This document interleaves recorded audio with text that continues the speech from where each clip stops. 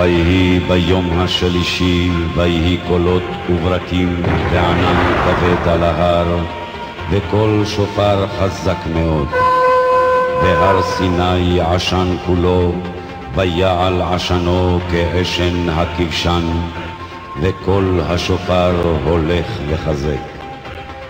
וכל העם רואים את הקולות ואת הלפידים ואת קול השופר ואת ההר עשן. שלום לכם תלמידים יקרים. אני מכריזה בזאת על פתיחת שנת הלימודים החדשה שתבוא עלינו לטובה ותביא הצלחה רבה. כן? חן למתחנפן, אל תתחנף עכשיו. המנהלת ואני החלטנו השנה ש10 דיברות יהיו בהחלט חלק מתקנון בית הספר, ועליכם לקיים את החוקים האלה על מנת שחלילה וחס לא תאפרו את החוקים האלה. האם זה ברור?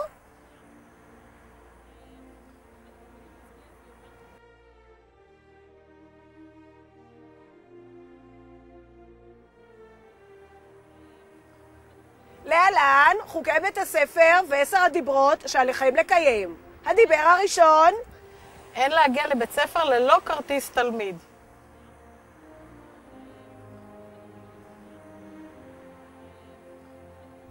אין להגיע ללא תלבושת בית הספר.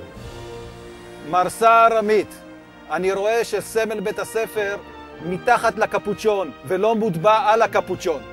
אין להשחית את רכוש בית הספר, אין להבריז.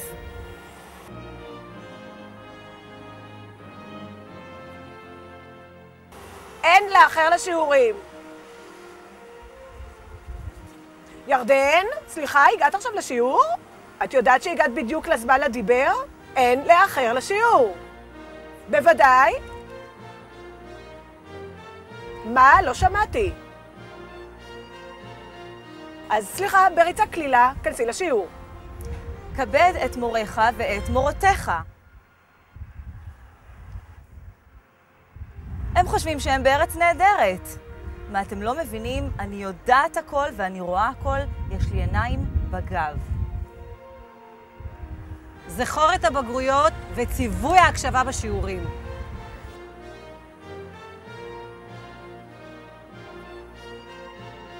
לא תעתיק בעת מבחן.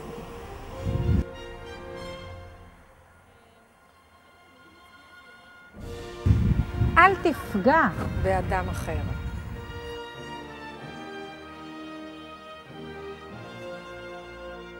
לא תענה במורך עד שקר.